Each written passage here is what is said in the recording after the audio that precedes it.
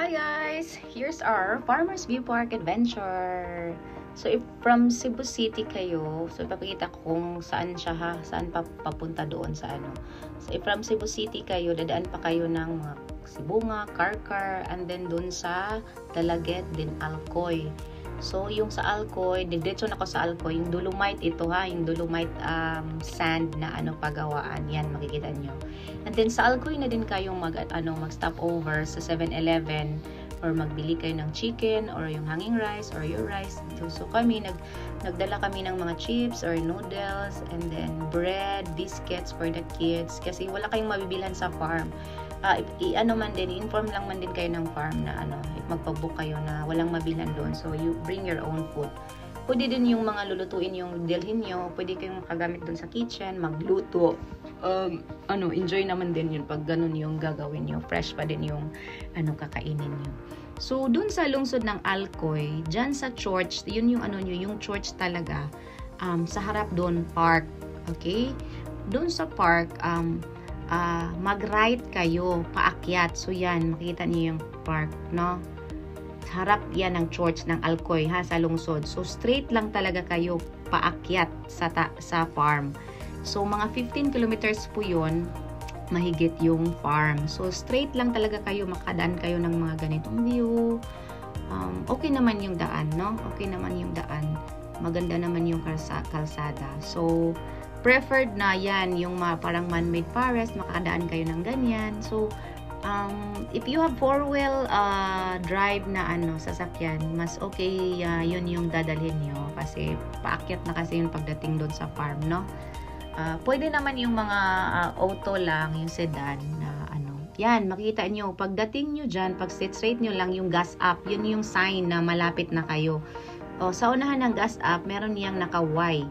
Doon sa right, din sa merkado, dito tayo sa left. So, left kayo, ayan, straight lang talaga kayo, makadaan kayo ng ganyan. Yun yung shop na ng may-ari. And then, sa unahan, paakyat kayo sa right then, okay? Then, may signage dyan na to Farmers View Park. Sundan nyo lang yun, okay? Yan, so, may paakyat yan, may pababa, paakyat. So, ganun yung daan doon. So, kaya prefer ko yung four-wheel na na sasakyan or mga SUV or yung mga matataas yung nasa sasakyan. Okay, yan yung farm. So, pagdating namin, may nag-welcome agad. So, pinapark na namin yung car namin. Ayan. And then, ito yung villa namin. So, yung villa namin is nakaharap talaga siya sa view ng farm. As in yung sa pinaka-front. So, 3.5 yung rate dyan sa room na yan.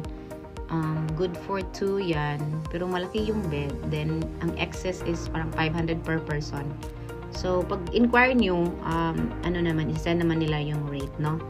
Kung anong rooms yung pipiliin nyo. Sa taas, meron din dun na mga tag 3,000 yata na villa. Then, meron din dito na barkada room, yung good for 20, I think, kasya yung 20. Ayan, makita niyo yung room. Super ganda yung room yan. Yung mga bata nag-enjoy talaga pagdating. Yan, nag-aakyat-akyat sa sa bed, nag-jump sila. Then super tuwa sila. Diyan maganda din yung CR, may malaking cabinet, basta malaki yung room, as in super social siya. Meron din silang barkada na room, parang minimum of 10 persons, tag 300 per head kayo, no? Mura lang talaga, as in. And then, pwede din kayo, if hindi kayo mag-check-in, pwede kayong day use. Ayan. Nag-i-enjoy talaga yung mga bata kasi nagdo-drone na kami. Yan. Parang model sa farm, no? Nag-drone shots na yung kasi ng asawa ko. Ayan. Super enjoy si Matkin. Panoorin nyo.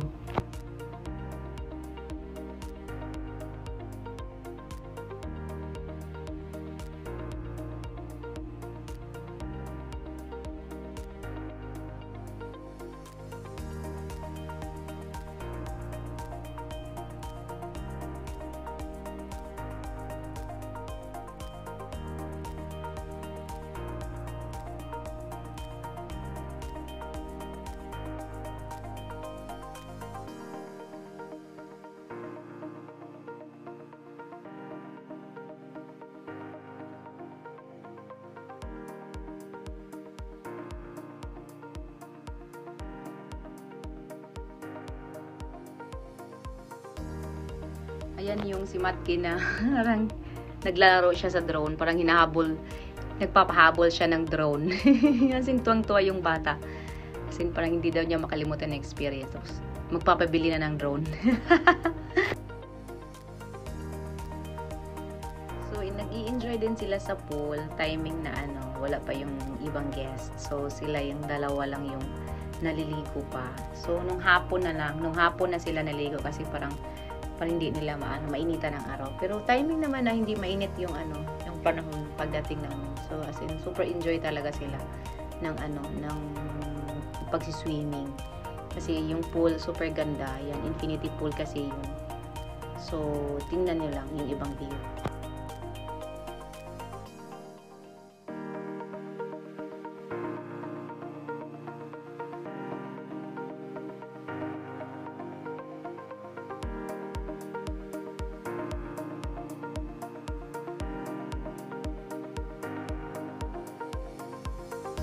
After ligo, nagutom sila. So, kumain muna.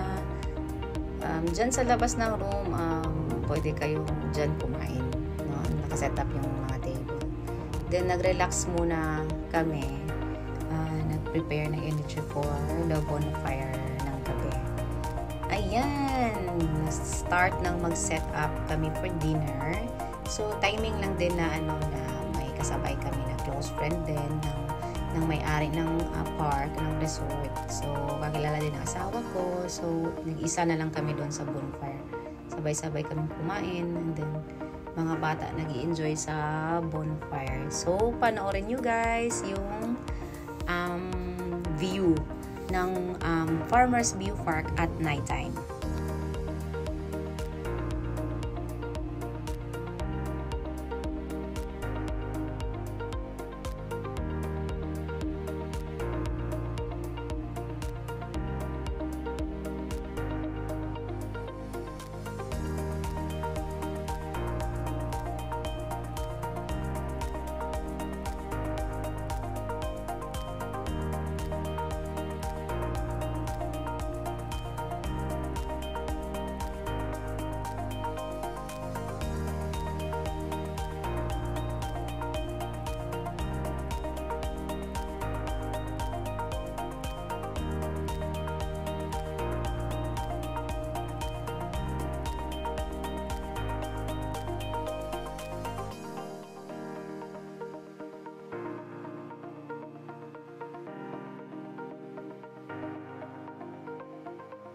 So yan, nag-i-enjoy yung mga bata sa